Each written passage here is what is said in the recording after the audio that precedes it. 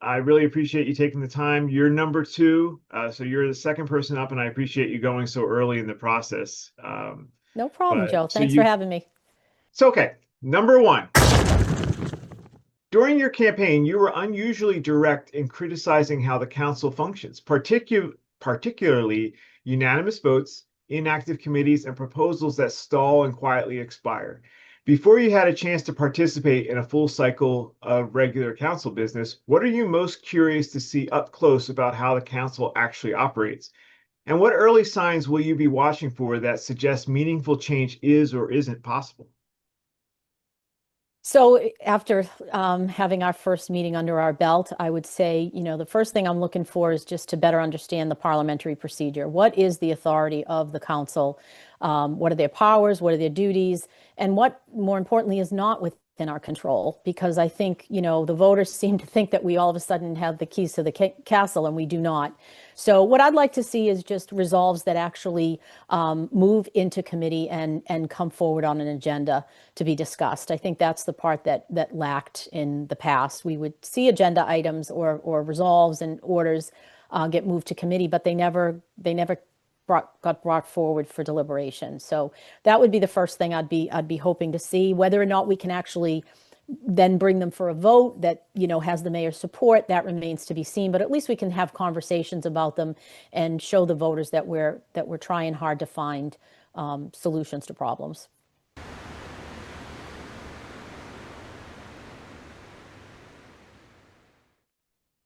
Number two, you've emphasized the importance of data-driven oversight, especially around debt, stabilization reserves, and long-term obligations like pensions. As a counselor, what specific financial indicator or threshold do you think residents should be watching most closely over the next 2 years? And what would signal to you that the city is heading in the wrong direction?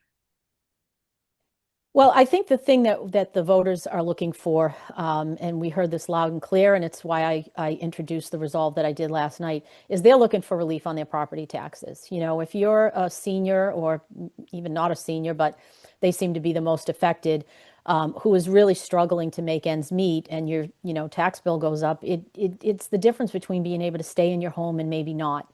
So I think that the voters are looking to see change in their tax bills, sooner rather than later. As far as the issues we're dealing with, $1.6 billion in debt is a lot of money, and it's a heavy weight to be carrying. Money missing from the pension fund, money missing from elder services. We need to be more responsible with the taxpayers' money, and that's what I'm hoping to do. All right, I have a bonus question for you. Diana DiZoglio delivered the keynote at the council swearing in.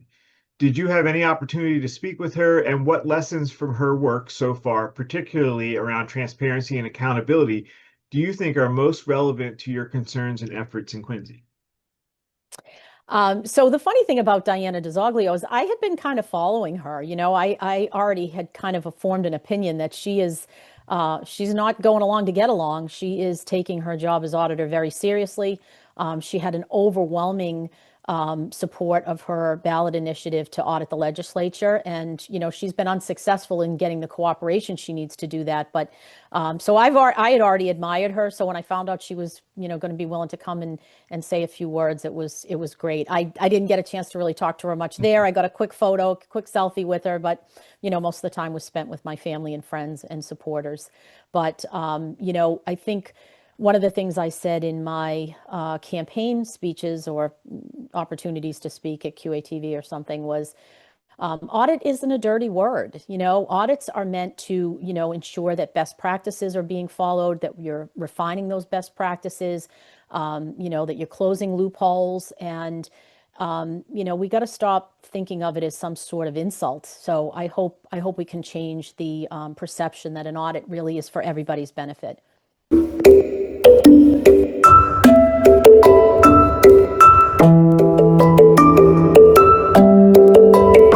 You ran on a promise to reintroduce and push forward proposals that previously stalled in committee, including audits, reviews, and public updates.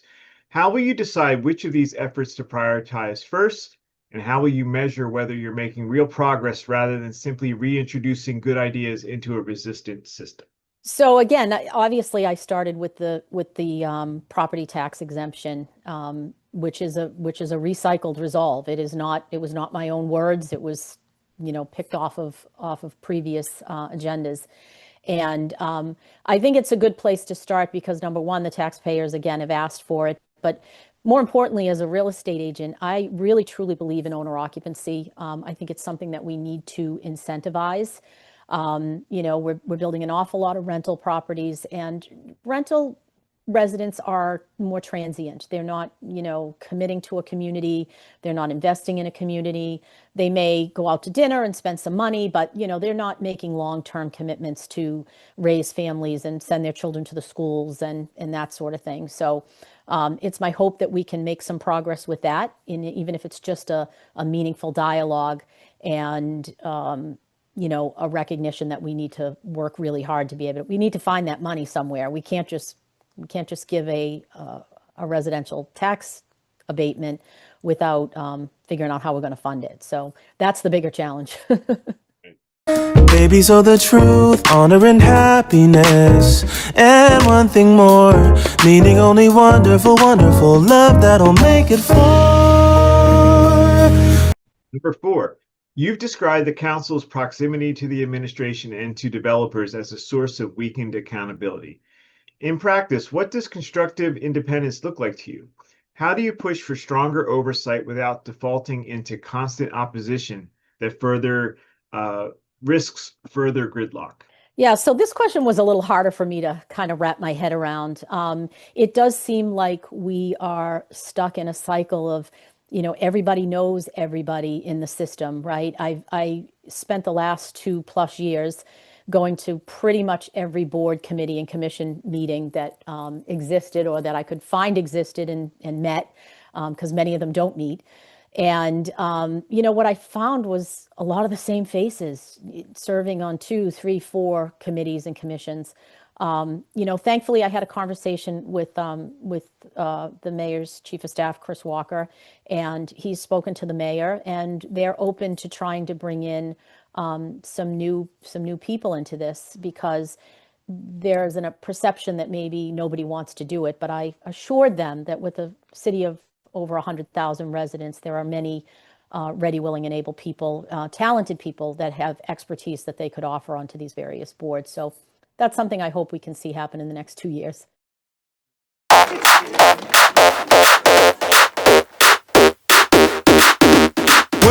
2, 3, 4, 5. You've said you're running to be a watchdog, a listener, and an advocate, not part of the status quo. A year from now, what would you want a skeptical resident of Ward 6 to say that convinces you you're succeeding in that role, even if not all your proposals and efforts have borne fruit?